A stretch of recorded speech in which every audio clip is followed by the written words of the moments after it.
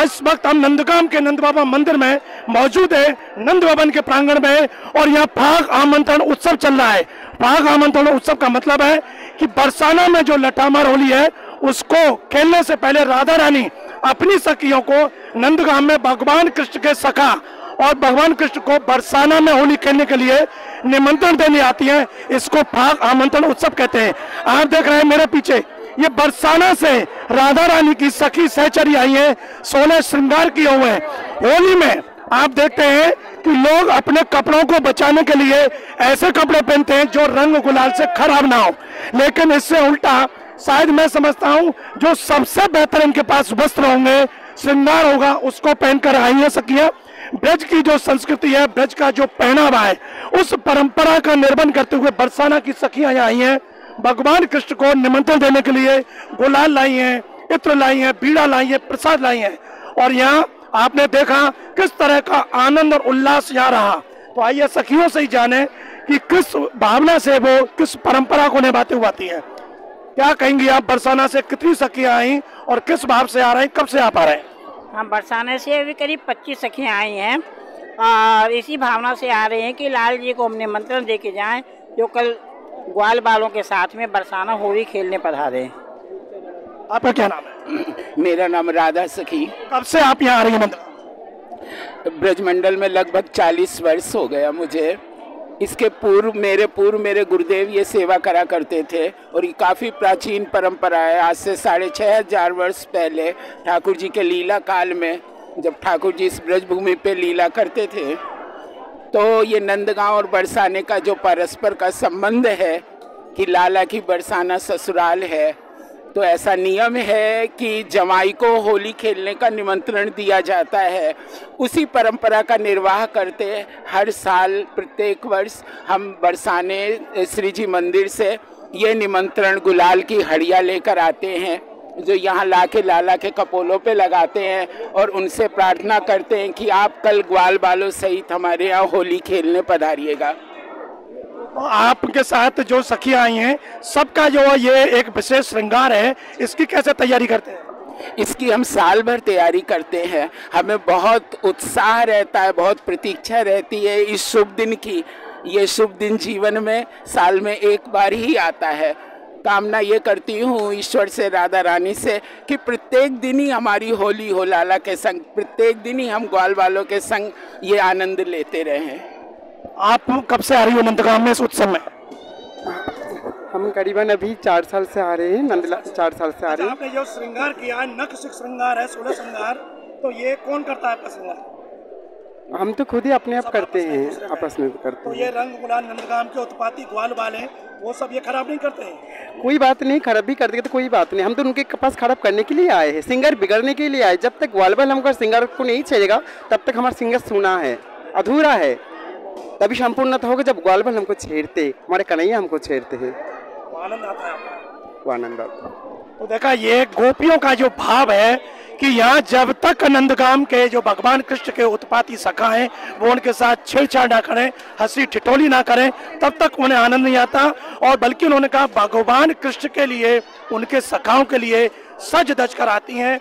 ये श्रृंगार उन्हीं के लिए उन्होंने अर्पित किया है। तो देखिए नंदगाम के यहाँ सखा हैं, आइए उनसे जानते हैं कैसा रहा आज का ये आनंद और ये उत्सव। देखो बहुत ही आनंद आया और ये लीला बहुत द्वापर युग से चलती आ रही है। और आज राधा रानी ने अपनी सखियों को भेजा कि नंद भवन नंद लाल सो शोभित है नंदगाम, और माँ यशोदानंद राय संग राजत श्री बलराम, कि तुम नंदालय में जाओ, नंद भवन में जाओ, और फागुन का महीना चल रहा है और लाला को निमंत्रण दो कि कल बरसाने होली खेलने के काजे आवे। होली की तैयारी आपकी हो गई है? हमारी पूरी होली की तैयारी है और आज हम सब सखियों के साथ यहाँ हमने नृत्य किया और इनका निमंत्रण स्वीकार किया। तो देखो सखा पूरी तरह से तैयार है, आनंद और उल्लास में कह दिया है, निमंत्रण स्वीकार है, अब कल बरसाना जाएंगे। आइए यहाँ ब्रज के रसिक संत मेरे साथ है, मैं इन्हें बचपन से देख रहा हूँ, ब्रज के रस को लेने के लिए आते हैं। तो इनकी क्या भावना आज के इस आनंद को लेकर, बताएं बाबा। भैया ये रस एक दिव्य रस है और ये रस एक ग्वाला है नहीं, ये सखियां जब आती है ये रसिकनी आती है और रसिकनी और रस ये 100 वर्ष है।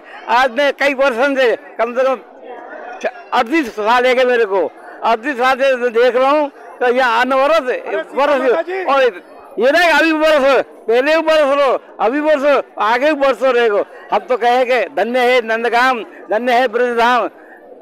अब कितनी अवस्था है आपकी उम्र?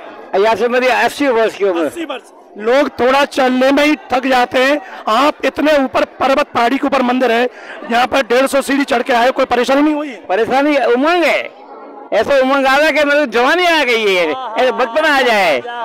देखिए मेरा पूछने का मकसद यही था, 80 वर्ष के बुजुर्ग कह रहे हैं कि जब इस आनंद के लिए आते हैं तो वो युवावस्था में बढ़ जाते हैं। उमंग, यही ब्रज रस की उमंग है, तो इसीलिए देश के कोने कोने से श्रद्धालु यहाँ खिंचे चले आते हैं। मेरे साथ एक श्रद्धालु भाई, उनसे जानते, क्या नाम है आपका? हरे कृष्णा, मेरा नाम सीता देवी दासी है। सीता जी कहाँ से आई हैं? मैं बम्बई से आई हूँ। हाँ, ये सबसे पहले मेरा सवाल, ये उत्सव कैसा लगा? ये पहली बार मैंने होली का उत्सव देखा है ब्रज नंदगांव में, और मैं 18 या 20 घंटे ट्रैवल करके आई हूँ, लेकिन मुझे ज़रा भी ऐसा लग रहा है कि मैं फ्रेश हूँ। सुबह सुबह उठी हूँ तो पूरा मेरा मन एकदम खुश हो गया ये आनंद देख। ब्रज में कब से आ रहे हो? मैं पिछले 20 साल से आ रही हूँ। ये आनंद आपने पहली बार देखा है? हाँ, लेकिन होली के समय पहली बार आई हूँ। हाँ, क्या कहना चाहोगे अपने शब्दों में इस आनंद को देखकर, जो ब्रज की संस्कृति, ब्रज का रस आपने देखा?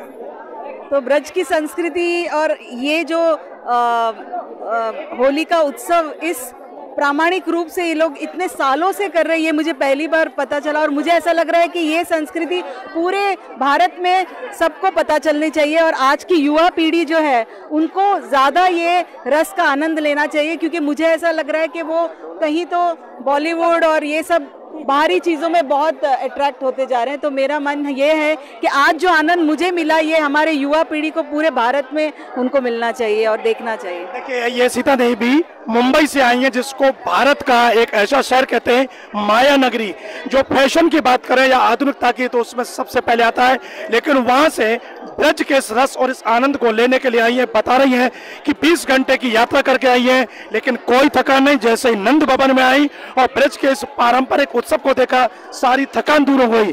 और इन्होंने एक बड़ी अच्छी बात कही है कि हमारे देश के युवा पीढ़ी है वो पाश्चात्य संस्कृति की ओर बढ़ती जा रही है, आकर्षित हो रही है, जबकि ब्रज की जो संस्कृति है, भारत की जो संस्कृति है, जो विरासत है, इसको हमें संभाल कर रखना है, संजोए रखना है। इसके लिए युवाओं को खासकर इस आनंद में आना चाहिए। और आखिर में यह आनंद है भी ऐसा, यदि एक बार आप लोग यहाँ आएंगे तो निश्चित ही आप इसके ब्रज की जो संस्कृति के मोह पास में फंस जाएंगे, फिर हर बार आप आएंगे। यही मेरा आपसे सवाल है, अगली बार की क्या प्लानिंग होगी इसे देखकर? अगली प्लानिंग की मुझे ऐसा लगता है कि और लोगों को मैं ले आऊं, और ये एक बड़ा उत्सव जैसा हो, हर साल ये आनंद हमें मिल सके होली का। क्योंकि कहीं तो बम्बई में होली का जो रस है लोग एकदम भूलते जा रहे हैं, और असली होली कैसे मनाते हैं वो लोगों को यहाँ आके सीखना चाहिए। देखिए और भी मंदिर में श्रद्धालु हैं, आइए उनसे बात करते हैं, उन्हें क्या लगता है। क्या नाम है आपका? राधे श्याम, नंदप्रिया। कहाँ से आई हो? हम नोएडा से आए हैं। नोएडा से आए हो। ये ब्रज की होली देखिए, मेरा सीधा सवाल, कैसा लगा? ये बहुत ही अद्भुत और बहुत ही सुंदर ये नज़ारा होता है, और मैं लास्ट 5-6 साल से यहीं पे होली मनाती हूँ। दिल्ली नोएडा की होली कभी नहीं करती हूँ। और लोग अच्छा क्यों नहीं करती हो?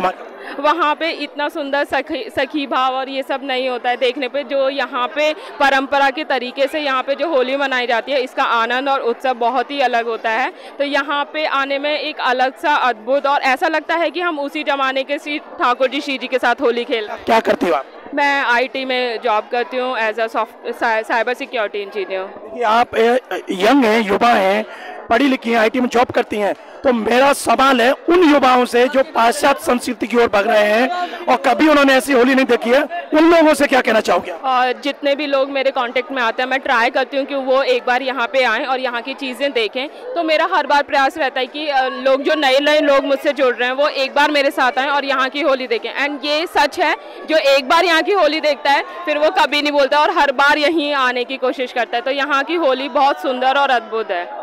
देखा आपने, उन्होंने कहा एक बार जो यहाँ की होली देख ले फिर वो कोई दूसरी होली पसंद नहीं करेगा।